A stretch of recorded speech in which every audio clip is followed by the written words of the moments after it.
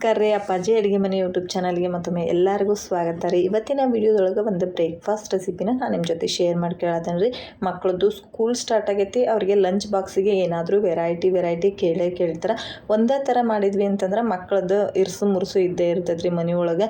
ಅಮ್ಮ ನೀನು ಒಂದೇ ಥರ ಮಾಡ್ತೀವಿ ಹೋಗಮ್ಮ ಅಂತ ಹೇಳಿ ಅಂತಿರ್ತಾರೆ. ಆವಾಗ ಈ ಥರ ಏನಾದರೂ ಡಿಫ್ರೆಂಟಾಗಿ ಮಾಡಿಕೊಡ್ರಿ, ಭಾಳ ಅಂದ್ರೆ ಭಾಳ ಟೇಸ್ಟಿಯಾಗಿರ್ತೈತಿ. ಹಂಗೆ ಮಕ್ಕಳು ಕೂಡ ತುಂಬಾ ಖುಷಿ ಪಡ್ತಾರೆ. ನಮ್ಮ ಮಮ್ಮಿ ಇವತ್ತೇನೋ ಒಂದು ಹೊಸಾದು ಮಾಡೈತಿ ಅಂಥೇಳಿ. ಇವತ್ತಿನ ರೆಸಿಪಿ ಪನ್ನೀರ್ ಮೆಂತೆ ರೈಸ್ ಮಾಡತ್ತೀನಿ. ಇದಕ್ಕೆ ಏನೇನೆಲ್ಲ ಪದಾರ್ಥಗಳು ಬೇಕು ನೋಡ್ಕೊಂಡ್ಬಿಡ್ರಿ. ನಾನಿಲ್ಲಿ ತುಪ್ಪ ತೊಗೊಂಡಿನಿ.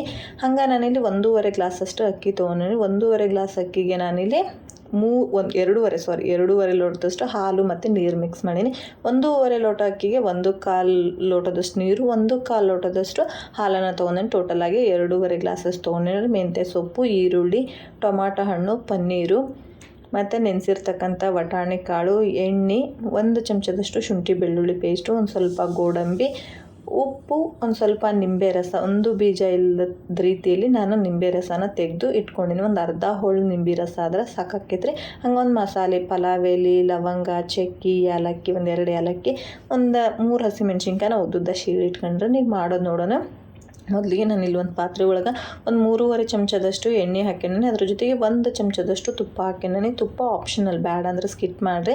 ಬರೀ ಎಣ್ಣೆನೂ ಹಾಕಿದ್ರೆ ನಡಿತೈತಿ. ಎಣ್ಣೆ ತುಪ್ಪ ಚೆನ್ನಾಗಿ ಕಾದ್ಮೇಲೆ ಇದಕ್ಕೆ ನಾನಿಲ್ಲಿ ತೊಗೊಂಡಿರ್ತಕ್ಕಂಥ ಸ್ಪೈಸಸ್ ಹಾಕೊಂಡ್ಬಿಡ್ತೀನಿ ರೀ. ಚಕ್ಕಿ, ಏಲಕ್ಕಿ, ಲವಂಗ, ಪಲಾವ್ ಎಲೆ ಅದು ಹಾಕ್ಕೊಂಡು ಚೆನ್ನಾಗಿ 1 ಸೆಕೆಂಡ್ ಮಿಕ್ಸ್ ಮಾಡ್ಕೊಂಬಿಡೋಣ. ಆಮೇಲೆ 1 ಚಮಚದಷ್ಟು ಶುಂಠಿ ಬೆಳ್ಳುಳ್ಳಿ ಪೇಸ್ಟು ಮತ್ತು ಹಸಿಮೆಣ್ಸಿನ್ಕಾಯಿ, ಮೆಂತ್ಯ ಸೊಪ್ಪು ನೀಟಾಗಿ ವಾಶ್ ಮಾಡಿ ಇಟ್ಕೊಂಡಿರಿ. ಮೆಂತ್ಯ ಸೊಪ್ಪು ಹಾಕಿ ಆಮೇಲೆ ಈರುಳ್ಳಿ ಹಾಕಿ ಇದನ್ನು ಒಂದು 2ರಿಂದ 3 ನಿಮಿಷ ಚೆನ್ನಾಗಿ ಫ್ರೈ ಮಾಡ್ಕೊಂಬಿಡ್ಬೇಕು. ಈರುಳ್ಳಿದು ಕಲರ್ ಸ್ವಲ್ಪ ಟ್ರಾನ್ಸ್ಪರೆಂಟ್ ಆಗಬೇಕು ರೀ, ಅಲ್ಲಿ ತನಕ ಫ್ರೈ ಮಾಡ್ಕೊಂಬಿಡೋಣ. ಆಮೇಲೆ ಇದಕ್ಕೆ ನಾನೊಂದು 3 ಟೊಮೆಟೊ ಹಣ್ಣು ತೊಗೊಂಡಿನಿ, ಒಂದು 1/4 ಬಟ್ಲಷ್ಟು ಬಟಾಣಿ, ಒಂದು ಸ್ವಲ್ಪ ಗೋಡಂಬಿ ಹಾಕಿದ್ರೆ ಭಾಳ ಟೇಸ್ಟ್ ಕೊಡ್ತೈತಿ. ಹಾಗಾಗಿ ಗೋಡಂಬಿನ ಹಾಕಿ ಇವಾಗ ಇದನ್ನು ಒಂದು 3ರಿಂದ 4 ನಿಮಿಷ ಚೆನ್ನಾಗಿ ಫ್ರೈ ಮಾಡ್ಕೊಂಬಿಡೋಣ ರೀ. ಈ ಥರ ಚೆನ್ನಾಗಿ ಫ್ರೈ ಆದಮೇಲೆ ಇದಕ್ಕೆ ತೊಳೆದಿರ್ತಕ್ಕಂಥ ಅಕ್ಕಿ ಹಾಕೊಳ್ಳೋಣ. ನಾನೇನು ನೆನೆಸಿಟ್ಟಿರಲಿಲ್ಲ, ಜಸ್ಟ್ ಹಂಗನ ತೊಳೆದು ಇಟ್ಕೊಂಡೇನೆ. ಅದನ್ನು ಅಕ್ಕಿನೂ ಕೂಡ ಹಾಕಿ ಒಂದು 2 ಸೆಕೆಂಡ್ ಫ್ರೈ ಮಾಡ್ಕೊಂಬಿಡೋಣ. ಅಕ್ಕಿನ ಯಾವಾಗಲೂ ಪಲಾವು, ರೈಸ್ ಬಾತ್ ಏನೋ ಮಾಡಲಿ ಒಂದು ಸರಿ ಚೆನ್ನಾಗಿ ಎಣ್ಣೆ ಒಳಗೆ ಫ್ರೈ ಮಾಡಿದ್ರೆ ಭಾಳ ರುಚಿ ಬರ್ತೈತಿ.